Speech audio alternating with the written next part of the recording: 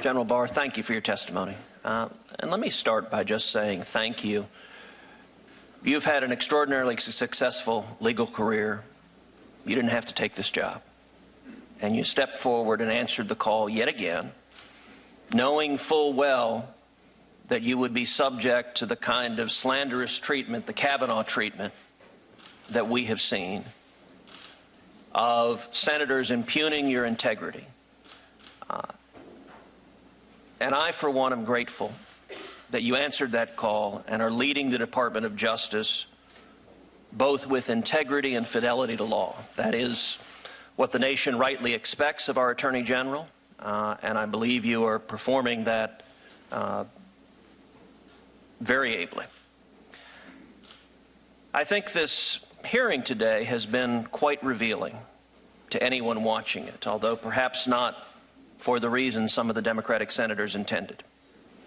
One thing that's revealing in the discussion and questions that came up, a word that occurred almost none at all, is the word Russia. For 2.5 years, we heard Democratic senators going on and on and on about Russia collusion. We heard journalists going on and on and on about Russia collusion, alleging, among other things, some using extreme rhetoric, calling the president a traitor. We heard very little of that in this hearing today. Instead, the principal attack that Democratic senators have marshaled upon you concerns this March 27th letter from Robert Mueller. And it's an attack that I want people to understand just how revealing it is. If this is their whole argument, they ain't got nothing. So their argument is as follows, and let me see if I understand it correctly.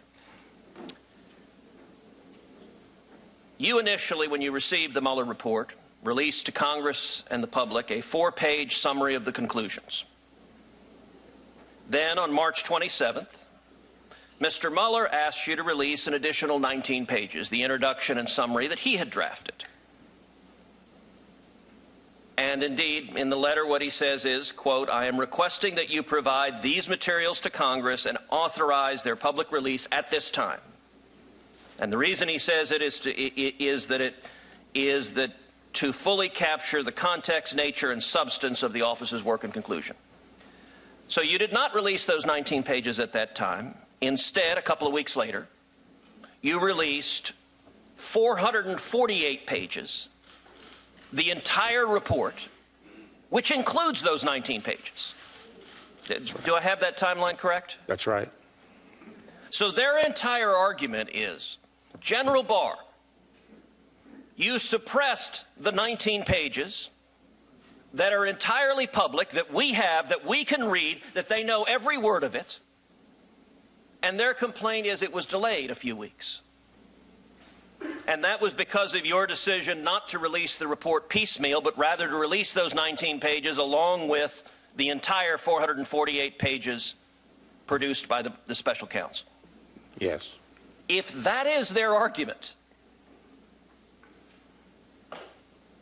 I have to say that is an exceptionally weak argument.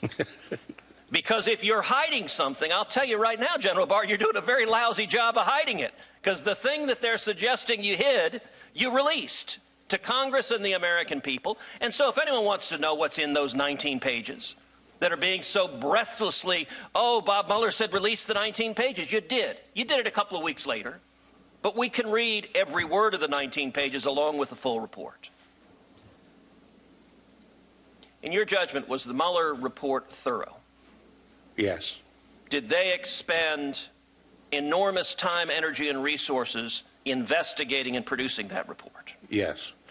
And the Mueller report concluded flat out on the question of Russian collusion, the evidence did not support criminal charges.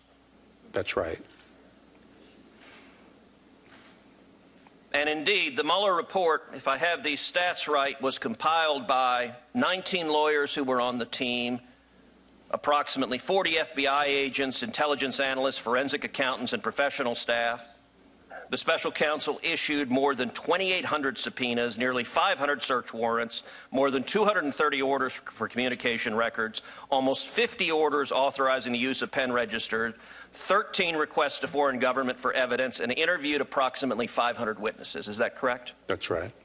So we have investigated over and over and over again, and the substance of the accusations that have been leveled at the president for 2.5 years have magically disappeared. Instead, the complaint is the 19 pages that we can all read that is entirely public, could have been released a few weeks earlier. Oh, the calamity. Let me shift to a different topic, a topic that has been addressed already quite a bit. I believe the Department of Justice under the Obama administration was profoundly politicized and was weaponized to go after political opponents of the president.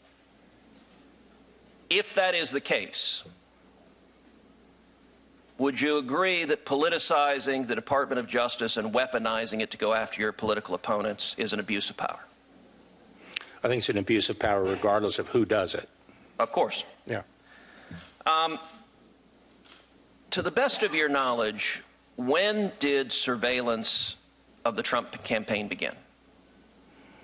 The position today appears to be that it began in July, but I do not know the answer to the question.